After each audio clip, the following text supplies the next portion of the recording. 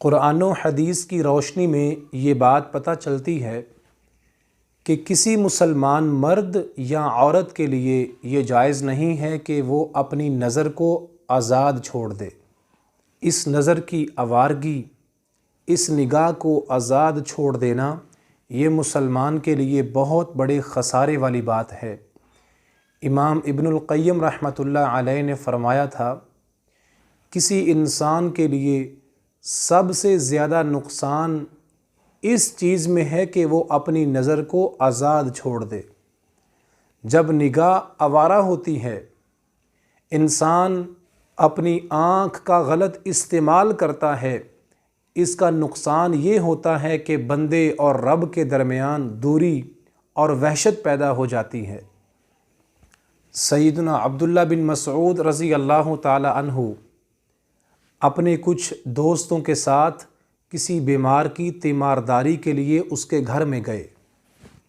اس گھر میں ایک خاتون بھی موجود تھی۔ عبداللہ بن مسعود رضی اللہ تعالی عنہ کے ساتھیوں میں سے ایک نوجوان اپنی نگاہ کا غلط استعمال کرتا ہے اور اس خاتون کی طرف دیکھنا شروع کر دیتا ہے۔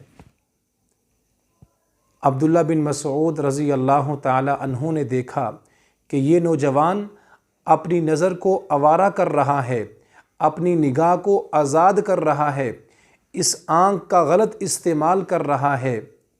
آپ نے فرمایا، اگر تیری آنکھ پھٹ جاتی، تیری نگاہ ضائع ہو جاتی، یہ بہتر تھا اس گناہ سے کہ تو اس آنکھ کے ساتھ کسی نامحرم عورت کو دیکھے۔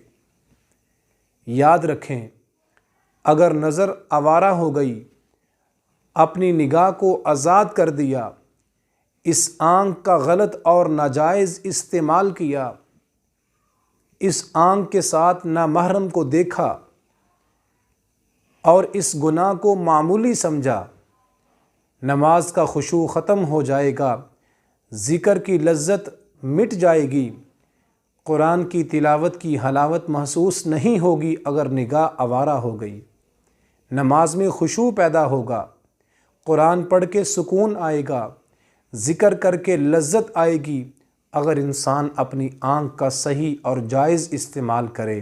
اللہ تعالی ہمیں اپنی نظر کو آوارہ کرنے سے محفوظ فرمائے، اس کا صحیح استعمال کرنے کی توفیق عطا فرمائے۔